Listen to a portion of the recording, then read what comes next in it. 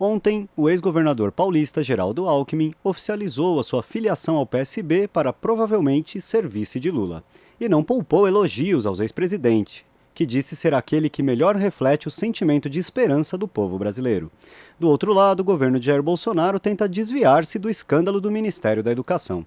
Sobre isso, nós vamos conversar agora com o professor de Ciência Política da Universidade Federal do Rio de Janeiro, Josué Medeiros. Bom dia, Josué, tudo bem? Bom dia, Rodrigo. Tudo bem? Tudo bem também.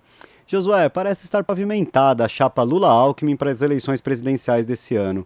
Como que você avalia essa união? Ela é necessária para a conquista de votos ou é mais uma busca por estabilidade pós-eleição?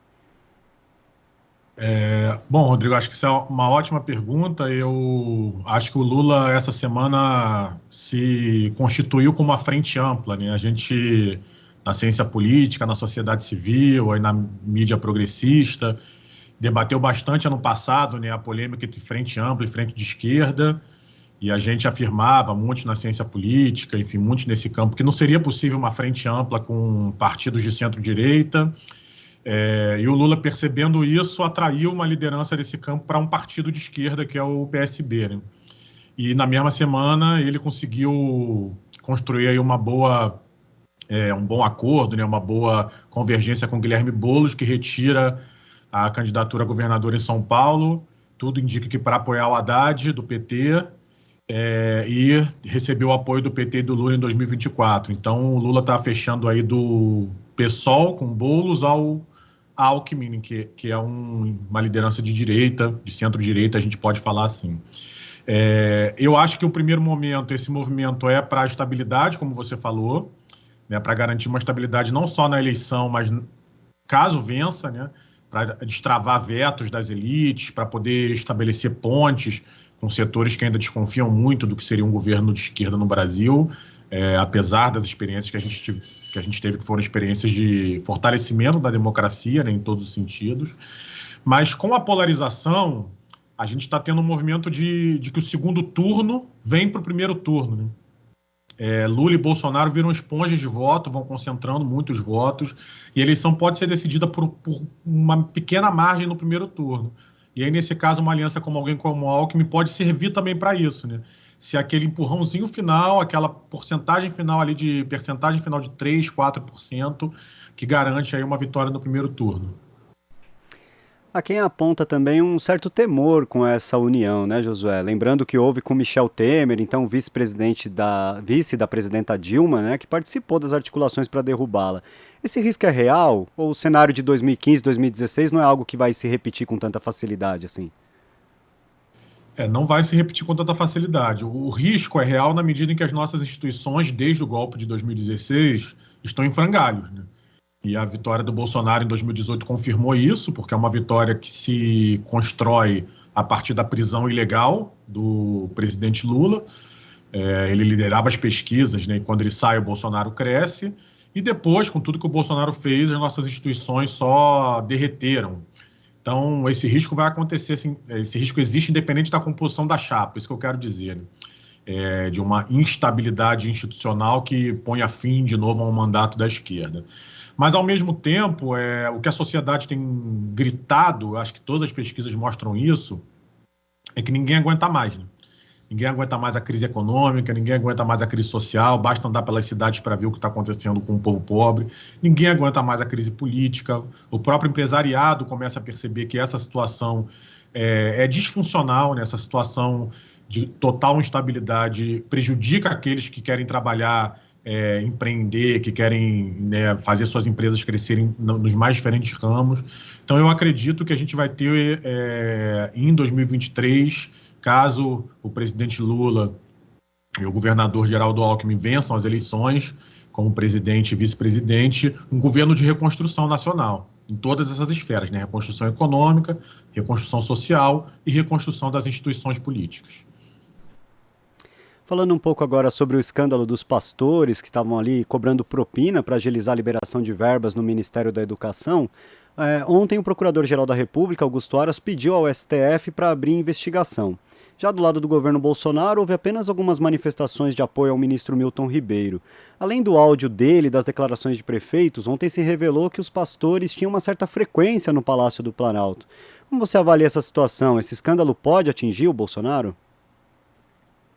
Eu acredito que sim, Rodrigo. Acho que se o Bolsonaro tivesse uma situação econômica boa, né, se ele tivesse no céu de brigadeiro, ele teria condição, junto ali com aquela milícia digital que ele possui, de fazer esse escândalo se diluir, né?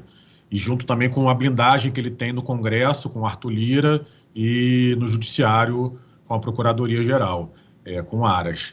Mas não é essa a situação, né? A gente está vendo uma situação de inflação crescente, uma situação onde as pessoas estão cada vez mais insatisfeitas, onde o próprio sistema político está cada vez mais insatisfeito, porque essa impopularidade do Bolsonaro começa a chegar em quem é aliado dele, as pesquisas vão mostrando isso. Então eu acho que a situação do ministro da Educação, Milton Ribeiro, é insustentável, ele não vai se segurar no cargo, e ela demonstra um pouco o que a gente estava falando na primeira conversa, que é o nível de destruição das nossas instituições, né? Bom, corrupção existe em qualquer estado do mundo, democrático ou não. Corrupção existe nos estados democráticos da Europa, dos Estados Unidos. Basta fazer uma pesquisa no Google, que é fácil de ver.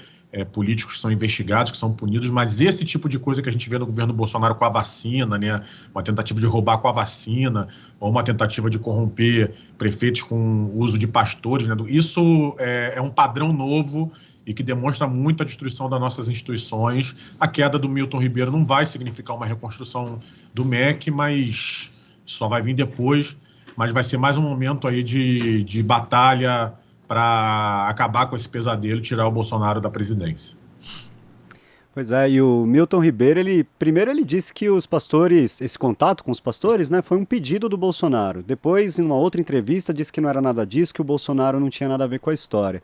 Depois disse que em agosto de 2020 ele apresentou à Controladoria Geral da União um pedido para investigar a atuação desses pastores, mas que foi orientado a continuar encontrando com eles para que a investigação avançasse. Só que em 18 meses nenhuma ação foi tomada, né, se realmente há essa investigação pela CGU. Como o senhor avalia essas explicações do ministro? Elas são convincentes ou mostram que a situação é muito mais grave? É isso, elas não são convincentes, né? Ele vai testando, isso é típico de gabinete de crise, também vai testando respostas para ver se alguma pega, aí uma não pega, testa uma outra, aí mostra que tem problema concreto, né? Um gabinete de crise, quando explode uma situação dessa, se o problema não existe, ele consegue dar uma resposta efetiva, que rapidamente se estabelece como a resposta oficial. Então o Milton Ribeiro não consegue fazer isso. Eu imagino que a fritura que ele vai passar vai começar no Congresso, a própria bancada evangélica já o abandonou, né? Então começa no Congresso, avança com essas investigações e termina com o Bolsonaro dizendo que não tinha nada a ver com isso, que foi enganado, que é uma estratégia que ele pode usar tranquilamente, porque essa base dele mais radical tende a concordar. Foi assim com o Sérgio Moro, né? Foi assim com o Mandetta e com vários outros. Certo, e no meio desse problema todo, Josué, o PL adiou o lançamento da pré-candidatura do Bolsonaro à reeleição, estava marcada aí para o próximo domingo. O partido oficialmente alegou que teme problemas jurídicos, que há uma falta de clareza na lei eleitoral, já que o evento teria um formato de comício.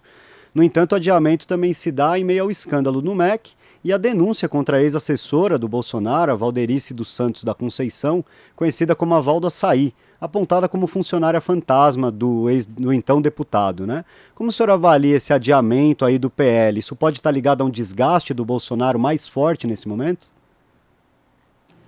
Eu acredito que sim, Rodrigo. Eu acho importante a gente não passar aí para quem está nos escutando, para quem está nos assistindo, uma ideia de que o Bolsonaro está fraco, né? De que vai ser um passeio essa eleição.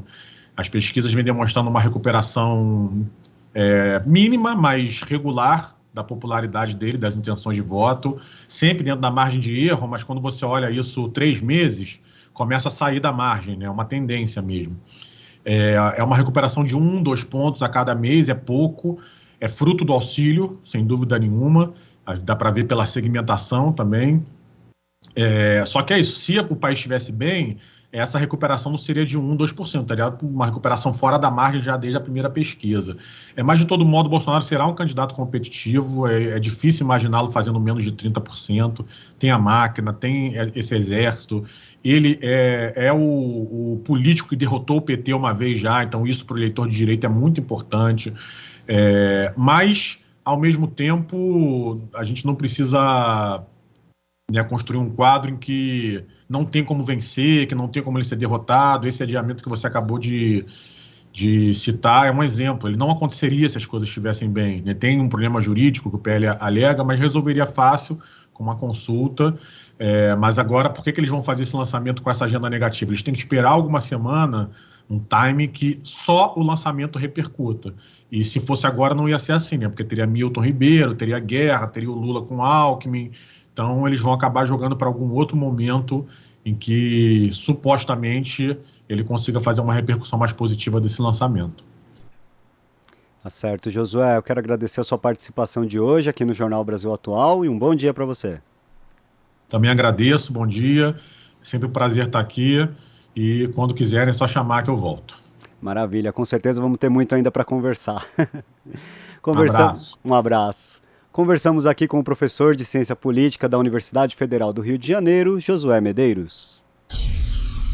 Aqui você ouve as notícias que os outros não dão. Jornal Brasil Atual.